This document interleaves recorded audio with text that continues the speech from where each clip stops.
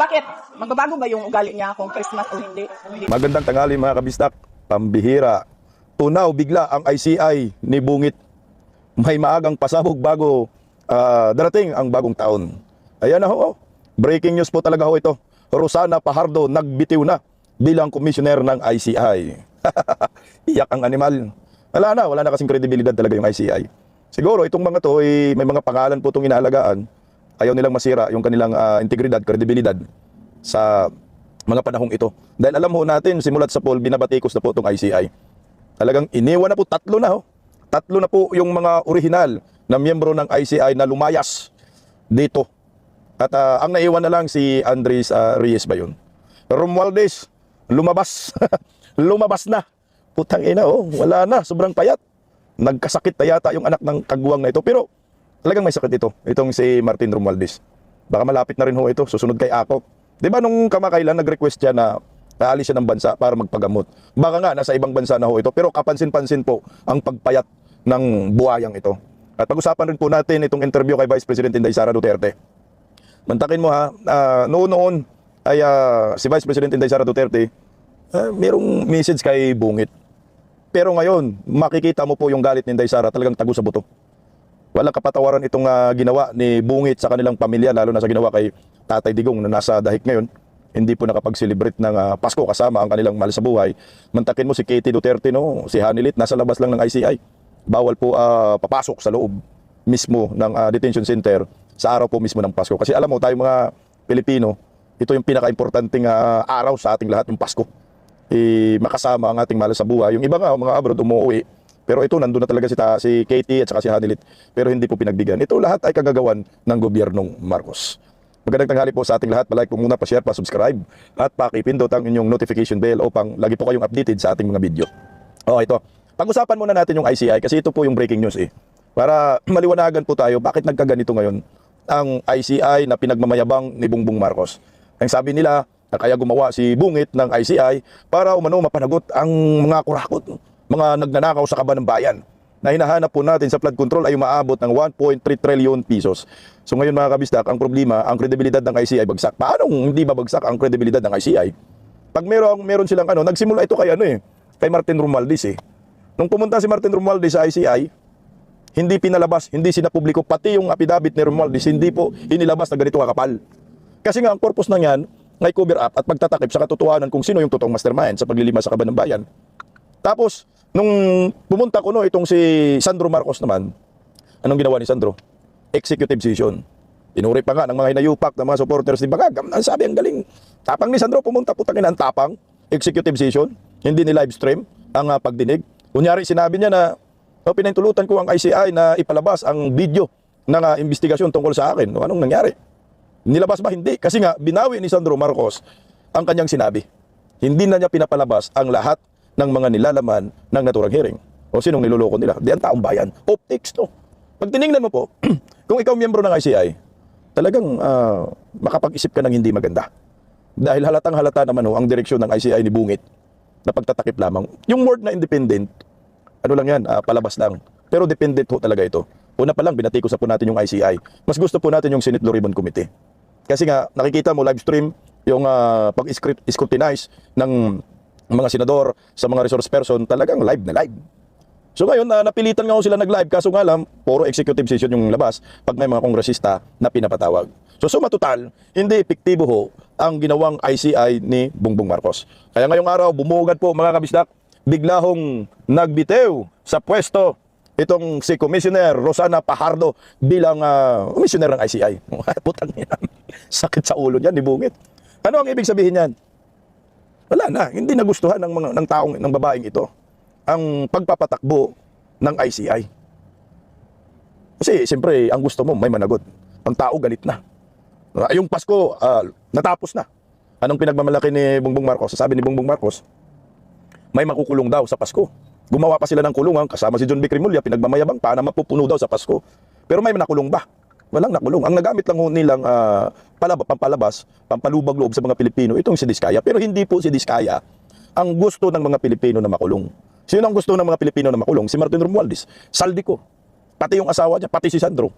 Ang question kasi dyan, mapakulong ba nila? Makasuhan ba nila? Kahit man lang makasuhan. Si Martin Romualdez hanggang ngayon walang kaso. Sandro Marcos walang kaso. Ang may immunity sa pamilya ni Bongbong Marcos siya lang ang presidente. Pero si Lisa Marcos, hindi na imbestigahan. Kaya pag tinignan mo, ikaw ICI, putang ina, hindi pwede ito. Akala ko ba independent kami? Bakit itong mga pangalan na ito ay hindi po pwedeng imbestigahan? Yan yung masaklap dyan. Maraming issue Maraming issue po yung mga nagbibitiw sa pwesto. Isa-isay natin si Magalong. Bakit nagbitiw sa pwesto si Magalong? Kasi nga, binabanatan ni Claire Castro. Sinisira nila si Magalong, yung kredibilidad ni Magalong. Ginamit nila para sabihin lang seryoso sila sa paglaban sa korupsyon. Kasi nga, oo nga naman, itong si Magalong medyo maingay nga sa tungkol sa korupsyon. Meron nga silang tinatawag na mayors for good governance. Pero later on, tinanggal ho nila, sinira ho nila mismo si Magalong. Pero nagtataka po tayo dahil winasak na po ng Palacio de Polvoro ng kredibilidad ni Magalong. Nagpagamit si Magalong, ginamit pa si Magalong para di umano mag-inspeksyon doon sa Davao City sa flood control. Kaya nabuisit ang mga supporter si Tatay Digong. Pati tayo, nadismaya tayo at iba na yung pagtingin natin kay Magalong. Nasundan naman ni Singson yung pag-resign. So ngayon yung si Singson naman, ang reason niya, matanda na daw siya at saka masyadong stress daw. Yung investigasyon, yung pagiging commissioner sa ICI. Mabigat daw yung trabaho. Pero lumabas yung mga totoong issue kung bakit nagsialisan sila kasi wala daw pondo. Walang pondo itong ICI. Abunado daw itong si Magalong sila Singson sa operasyon ng ICI. At ang sabi ni Singson, putang ganda-ganda daw ng pangalan ICI. Nandun Pero wala naman daw pondo. Bukod sa walang pondo, walang kapangyarihan. So in short, sila ay sunod-sunuran lamang kay Bongbong Marcos. So ito si Rosana Fajardo, nagbitiw na rin po bilang commissioner ng ICI. Basahin po natin yung kanyang kanyang resignation letter. Ito po yung sinabi ni statement from commissioner. Resignation from teka lang. Statement pala ito ng commissioner ni tama nga. Resignation from Independent Commissions for Infrastructure, December 26, 2025. Ano to ni Rosana Fajardo letter? Commissioner Rosana Fajardo have tendered my courtesy resignation from the Independent Commission for Infrastructure effective December 31, 2025. So effective na.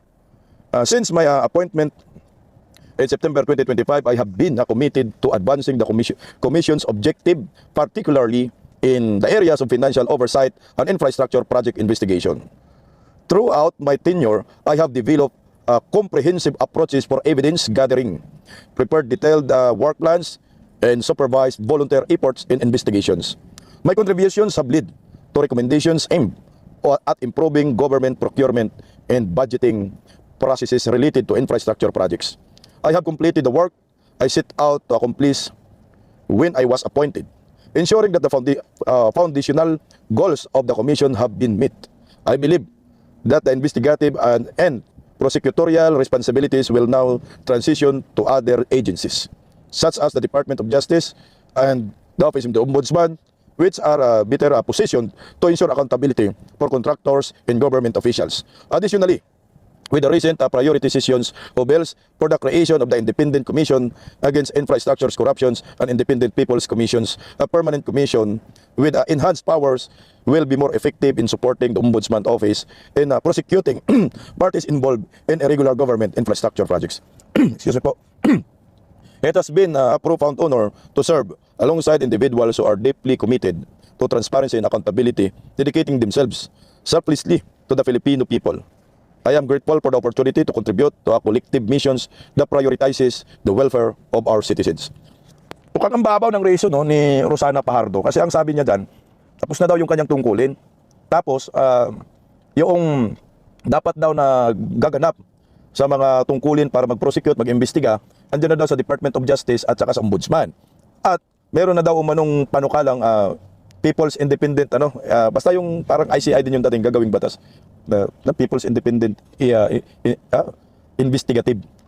Putang ina kung yun lang pala ang hangarin ninyo, putang ina, bakit pa nagtatagpa tayo ng ICI?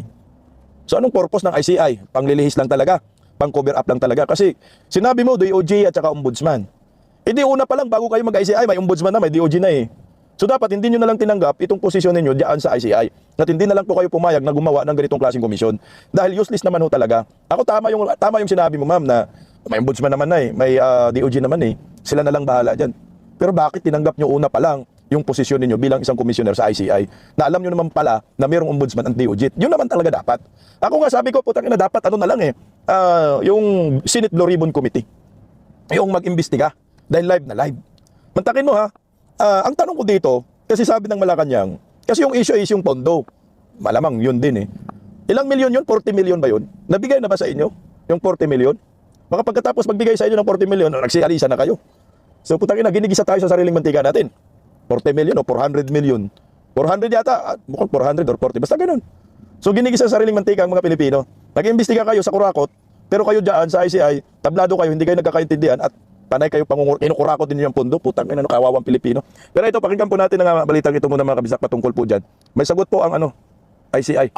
ICI Chair Andres naman, no comment muna sa napaulat na pagre-resign din ni Commissioner Rosana Fajardo. Mula kay Brigada Jigo Custodio, ibrigada mo.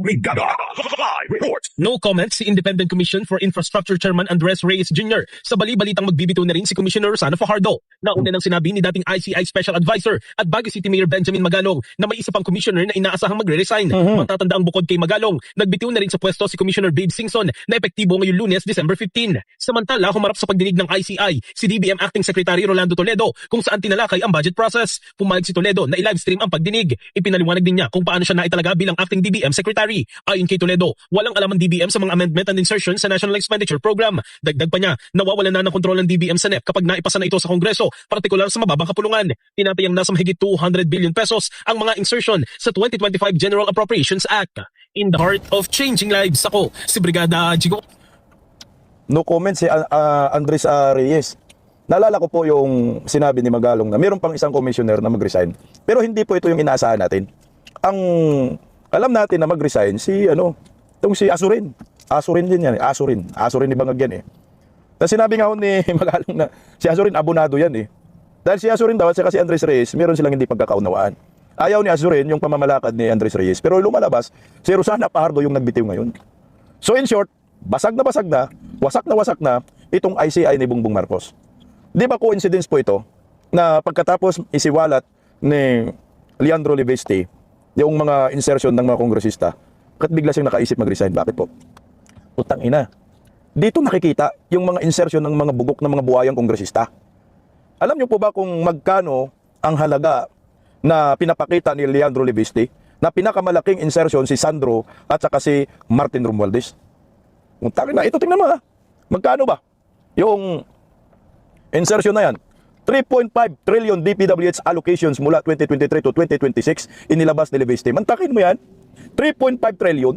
So ibig sabihin nga, tama nga ho yung putang inang allocable sa pork barrel na yan na nag-average ng 1.2 trillion a year. Simula po, nagsimula itong Marcos admin. Ang isip talaga nila, pangungurakot, mantakin mo 3.5 trillion pesos. Ang ina no? Yan, inutang natin mga yan. Pinupunta sa kanila, tayo magbabayad. Siguro nalulula ho talaga itong si Rosana Fajardo dito. Siyempre, ikaw mag-isip ka. Yung Pangulo, si Marcos. Yung damay dito sa investigasyon ng flood control, yung anak niya, si Sandro. At ang pinakababoy, pinakabuhaya, si Martin Romualdez. Pareho ho. So mag-iisip ka, damay pa si Liza Marcos. Kung mag-iisip ka, putang ina no, paano namin mapanagot yan? Yung anak ng presidente, papanagutin namin, kasuhan namin. Nung pumunta nga dito sa ICI, ang ginawa, executive session, puta malabo. Baka pag binangga ka namin, kami pang masama. Martin Romualdez, hanggang ngayon walang kaso, anak ng kamuti. Tapos lalabas po itong mga isiniwalat ni Leandro Libeste na umaabot sa 3.5 trillion pesos itong allocation. Yan ay allocables. Ito yung inaalok sa mga kongresista na amount. Yun yung taba na sinasabi ni Senador Marcolita na hindi ho masolusyonan ng gobyernong Marcos. Kasi nga sila po ang gumawa nito. Ang tawag dyan sa Cabral Files na yan ay baseline balance managed. In short, BBM. Utangin ang sindikato ng mafia, no? Pinangalanan talaga sa presidente. Sige nga, kaya pa panagutin to ni Rosana? Yung recommendation ni Rosana, okay, kasuhan siguro. Hindi ho pinapakinggan ni Andres Reyes. Kasi pag tiningnan mo, si Andres Reyes na lang ho, ang natitirang original na commissioner dyan. Yung iba wala na. O, tingnan mo. Ito yung original. Oh, tika lang. Ayan. Ito po yung original na mga commissioner. Rogelio Singson, nag-resign. Si Rosana Fajardo, nag-resign na rin. Si Benjamin, tapos na. Kaya si Asurin naman, balita natin, aalis kasi hindi nga sila magkaintindihan. Tingnan mo bungit. Itong mga taong ito, maganda sana yung mga kredibilidad nito, integridad. nakikita mo talaga makabayan. Pero nga, ang kanilang pinagsilbihan na si Marcos, putang ina, seryoso ba na labanan ang korupsyon? Kasi kung seryoso labanan ang korupsyon, ang anak ng kamote, isipin mo 3.5 trillion na yung allocable si Tiniwala at Televiste, kinasuhan mo na dapat si Martin Romualdez. Ito yung mali ni Marcos. Hindi nila kinasuhan si Martin Romualdez. Pero kung kinasuhan nila si Martin Romualdez, baka mapaniwala pa tayo.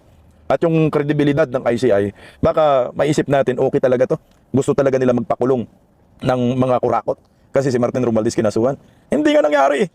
Oh, putang ina, nangangayat na nga yung hinayupak eh. Malapit na yata matigok. Hindi nga kinasuhan.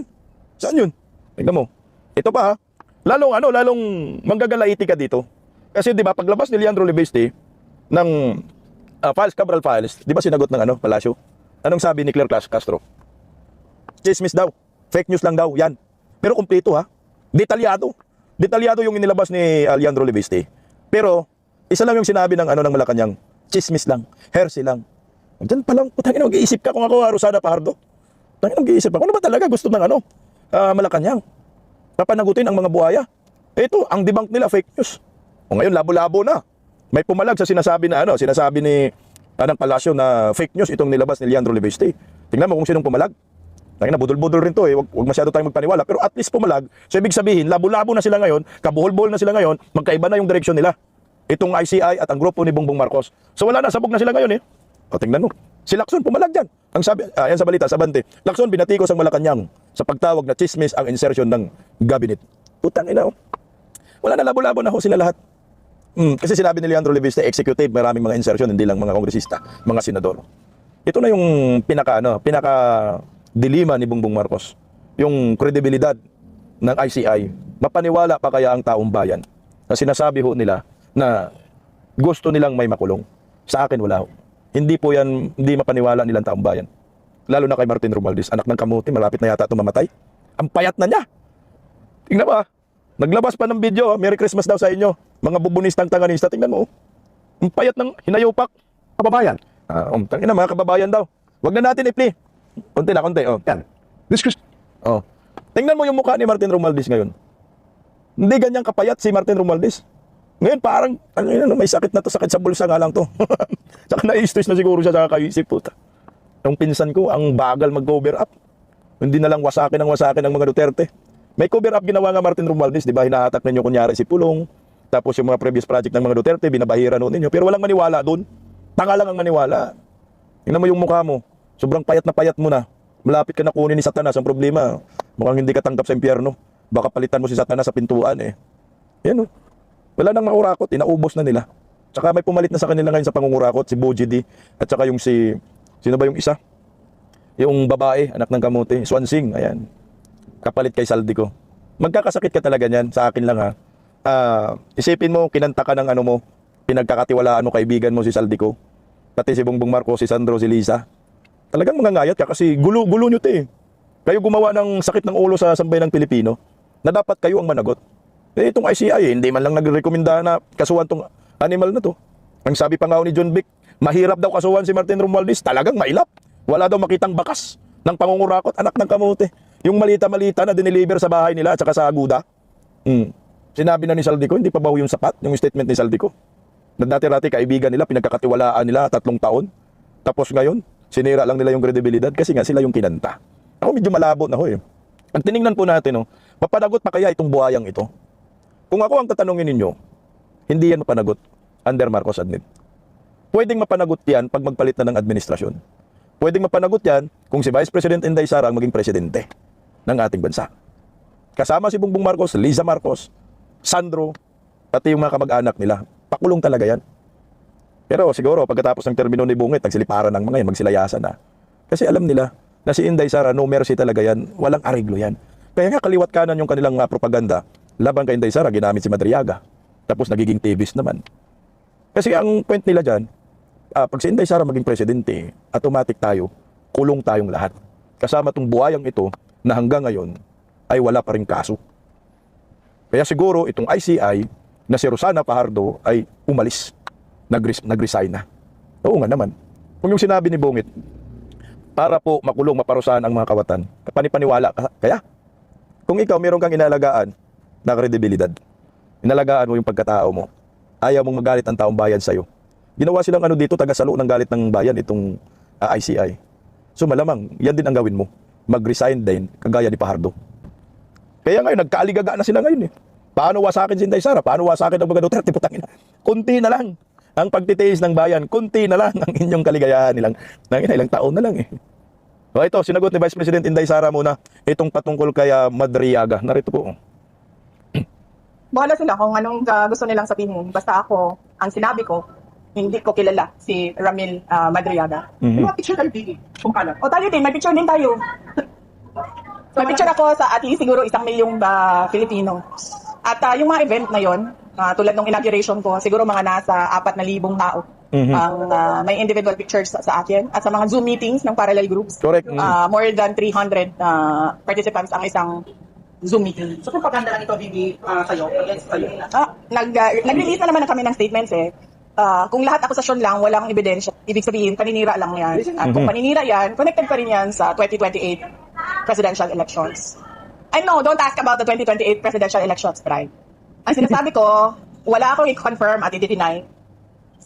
Kung gusto nila sila ang magsalita, then magsalita sila. Basta ang sinasabi ko, hindi ko kilala si Ramil Madriaga. Alam niyo po kasi, yun ang ginagamit nila laban kay Vice President Inday Sara, yung picture. Ang Duterte kasi, hindi yan mga isnabira, hindi yan plastic. Pag nakita nila na supporter ka, putangin na kahit mga 1,000 selfie pa ang gusto mo, pagbibigyan ka. Hindi yan issue eh. Kasi yan yung tatak Duterte. Siguro kung si Bongbong Marcos makitaan na ganung selfie sa mga kriminal, putangin na, talagang mag-aaduda ka na kasi nga unang-una si Bongbong isnabiro naman yan, tinutulak na yung mga supporters eh. At saka yung parang video call daw na sinabi nila, iwan ko kung totoo yun or AI lang. Sa Bayasum kasi, si Vice President Inday Sara, ay aktibo yan. Sumasali sa mga meeting. Bayasum live pa yan. Ganon si Vice President Inday Sara. Kunyari, naalala ko yung sa kainitan sa OBP, investigasyon sa Kongreso, di ba? Sa pangunguna ng nasirang si Akop. Nagbayasum meeting nga si Inday Sara noon that time eh. Gigil na gigil si Inday Sara. At maraming nandoon. Mga political vlogger eh. Ako nga, muntikan na ako umakyat doon eh. So lahat ng mga umakyat doon, putangin na, kinasuhan ng NBI eh. Kinasuhan nila ni Ture sa Zoom meeting na yan. Kaya hindi yun issue. Tama si Vice President Inday Sara, puro lamang ito propaganda. Ang bottom line pa rin, 2028 presidential election. Napansin mo, nabuhisit si Inday Sara kay Bray. Sa News 5. Alam mo, Bray, sa News 5, putangin na mo. Bias yung mag-report na itong hinayupak na to, taga Davao pa naman itong baklitang ito. Pero bias yung report niya. Nabubuisit si Vice President Inday Sara, buti hindi ka na-uppercut dyan eh. O ito, dito ko nakikita na si Inday Sara, galit na galit talaga kay Bongbong Marcos. Tagus sa buto. Alam mo yung parang, pag makita mo lang yung taong ito sarap, gusto mong sampalin baliktaran ho ito. Kumbaga yung galit mo, ibubuhos mo talaga sa kanya eh. Tingnan mo dito, pakinggan natin yung sinabi ni Inday dyan. The spirit of Christmas, may message ka ba kay BBM? Christmas daw? Bakit? Magbabago ba yung ugali niya kung Christmas o hindi? Hindi naman magbabago. So, and in the same vein, magbabago ba yung ugali ko kung Christmas o hindi? Hindi. So kung ayaw ko siya batiin kahapon na hindi Christmas, ayaw ko siya batiin ngayon na Pasko. Ganun kasi ako na tao. Ayaw ko batiin ng mga ayaw ko batiin. Putsa, ito talaga nakikita ko yung galit ni Inday.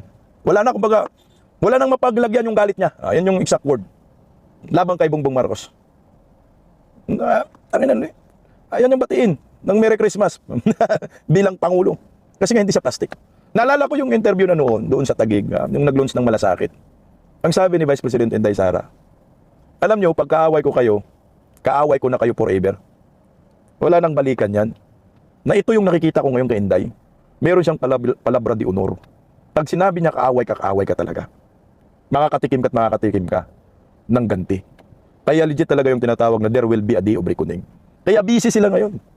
Sirain ang mga Duterte, tarantaduhin si Inday Sara, impeachment na naman sa February, naganda ng mga hinayupak eh. Pero ang point dyan, kaya pa ba nila? Si Vice President Inday Sara, di ba sila napapagod? Ilang milyon, ilang bilyon, silang trilyon pa kaya ang kanilang kukulimbatin sa kaba ng bayan para lamang masira ang mga Duterte. Alam mo sino nagsasuffer dito? Sino ang nagsasakripisyo dito? Tinatamaan tayo eh.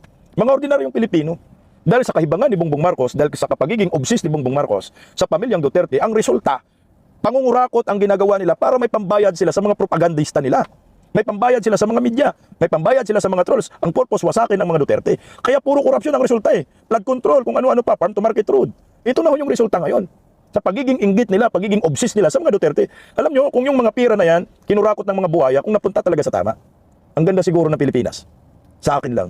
Siguro ho, maayos ang ekonomiya. Hindi kagaya ngayon. Putang ina, palitan ng piso kontra dolyar, magsi 60 pesos na. 59 point something. 58 point, hindi bumababa ng 58. Ganun kabagsak ang ating ekonomiya. At yung mga direct foreign investors nagsilayasan na. Bakit? Utang na wala ng pakialam ang Marcos admin sa ekonomiya. Ang kanilang tinututukan ngayon kung paano ma-demolish si Vice President Inday Sara dahil bilang na ang araw nila. Dahil magiging presidente naman talaga yan. Pag naging presidente yan, matik yan, patay ka bangag, hindi ka lang mapunta sa ICC kundi sa Russia. Papadala ka doon ni Inday Sara, bala ka sa kanyon. Doon ka. Ngayon, tingnan mo ha. Yung panahon ho talaga, ang Panginoon pumapanig talaga sa sa may mga mabuting gawa. Tingnan mo si Tatay Digong. Pinarusahan nila ngayon. Walang kasama sa Pasko. Pero tingnan mo naman ang ICC kung ano po nangyayari sa kanila. Pakinggan po muna natin kay si Vice President Inday Sara. Unti lang. Okay lang naman yung Christmas niya kahapon, December 24. Nandoon si Kitty, yung kapatid namin, siya ang nagbisita. Kanina din, pinakita ko yung video call ng Kitty para masabi niya sa inyo kung ano yung message ni dating Pangulong Rodrigo Duterte ngayong Pasko. Nag-video call kayo lately, kahapon. Sanay. Wala kaming video call. So, telephone call lang kami. Ano na pag-usapan dito? Ay, ganon? Yung kahapon ngayon. Wala. Bawal ang video call. So, pwede lang kami mag-telephone call. Pero hindi pa kami nagkausap ngayong Christmas. Video call sana eh. Ang haba ng video call. Okay naman na madaming araw na nagkausap kami ni dating Pangulong Rodrigo Duterte. At masaya ako dahil nabigyan kami ng ganyan na pagkakataon. Malungkot lang dahil siya ay nasa detention, pero masaya ako dahil nabigyan kami ng ganyan na pagkakataon mag-ama na mag one-on-one at 1 hour and a half every day para magkausap. Pucha, hindi pa nabati ni Vice President Inday Sara yung kanyang tatay. First time yan nangyayari sa kanilang buhay. Pero anyway, sabi nga ho ni Tatay Digong, there will be a day of reckoning. Darating po talaga yan sa buhay ng mga animal, ng mga kurakot sa gobyerno. Kagaya ho nito, ICI, wasak na, tunaw na, walang mga kredibilidad na, utang ina, bulilyaso si Bongbong Marcos. Ito pa, isa pang ICC, magsasarado na kayo, wala na kayong pera na matatanggap dahil bawal po kayo gumamit ng mga dollar accounts. Paano magpapadala sa inyo? Gamitin niyo ibang tao, magdami kayo. O galing sa ibang bansa, wala na ho yan. Talagang ang Panginoon hindi natutulog. Itong mga demonyong ito sa ICC, kasabwat si Bongbong Marcos, malapit na katapusan nila yan. Kunti na lang, tatamaan ho sila ng tinatawag na gaba. Ito na ho yung makapangyarihan na salita na sinasabi ni Vice President Inday Sara, ang gaba dili magsaba. Pagbabayaran nyo yung ginawa ho ninyo kay Tatay Digong, Pastor Kibuloy, Vice President Inday Sara, at sa mga Pilipinong nabaha, mga Pilipinong nawala ng buhay, nalubog sa baha. Darating po yan. At ngayong Pasko, animal kayo, Antikler, sabi mo hindi magsiselebrate ng Pasko itong si Bongbong Marcos dahil mag-overtime daw sa utang ina, taon ng budget. No, nasa na? Utang ina, hindi daw magpapasko, lusluso ninyo. Itong gobyernong budol-budol, may katapusan po ito. Kaya naniniwala ho ako. Darating talagang panahon. Baka bago mag-New Year. Utang ina nyor. Magkakaroon tayo ng bagong administrasyon. Malay natin, papagod si Dayon Nyor at biglang mag-resign. Di kinabukasan, si Inday Sara ng presidente. O paano yan? Kulong na lahat ang mga buaya. Pero ito na nga ho nangyayari. Wala na. Natunaw na ang ICI ni Bongbong Marcos.